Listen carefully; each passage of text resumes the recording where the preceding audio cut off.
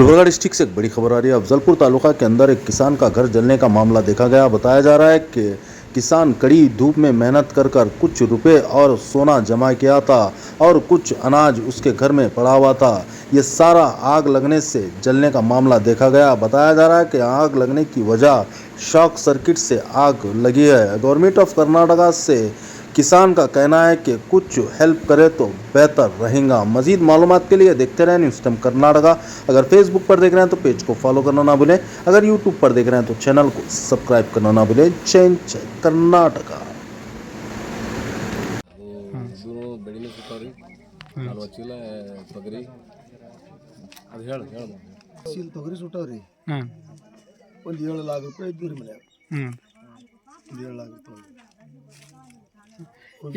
ಜೋಳ ಒಂದಿಷ್ಟು ಇದ್ದು ಗೋಧಿ ಇದ್ದು ಹೋಗ್ತದೆ.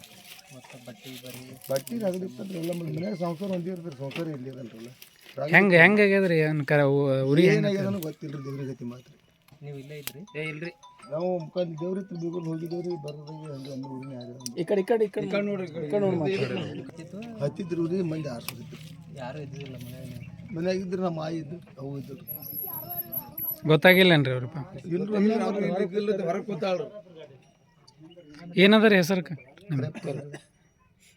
ಕರಪ್ಪ ಚಾಂದ್ ಹೇಳ್ರಿ ಸರ್. ಹೆಸರು ಹೇಳಿ ಮಾಡಲ. ಹಾಂ ರೀ, ಇಲ್ಲ ಲಾಸ್ಟಿಗೆ ಹೇಳ್ರಿ ಹೆಸರು ರೀ, ಮೊದಲು ಡೀಟೇಲ್. ಏನು ಇವತ್ತು ಕರಪ್ಪ ಚಾಂದ್ಕೋಟಿಯವರ ಹೊಲದಲ್ಲಿ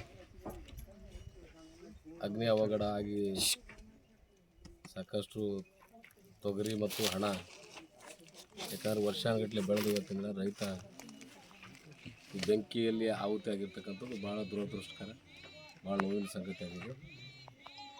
ಯಾಕಂದರೆ ಇವತ್ತಿನ ದಿನ ತಾವೆಲ್ಲರೂ ಕೂಡ ಈಗಾಗಲೇ ಒಳಗಡೆ ಮತ್ತು ಹೊರಗಡೆ ನೋಡಿದ್ರಿ.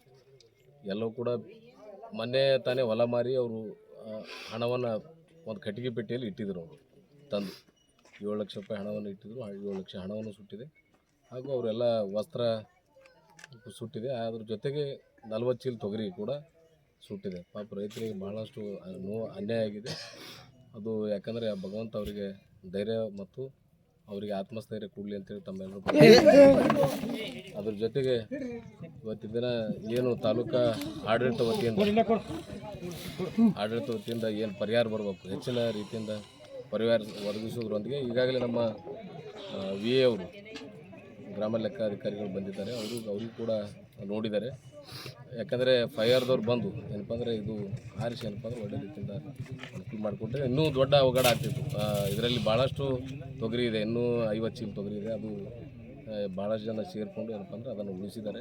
ಮತ್ತು ಎಲ್ಲ ಜನ ಸೇರಿ ಏನಪ್ಪ ಅಂದರೆ ಹೆಚ್ಚಿನ ಒಂದು ದೊಡ್ಡ ಅನಾಹುತವನ್ನು ತಪ್ಪಿಸಿದ್ದಾರೆ. ಅವ್ರಿಗೆಲ್ಲರೂ ಕೂಡ ಧನ್ಯವಾದಗಳನ್ನು ಹೇಳ್ತೀನಿ.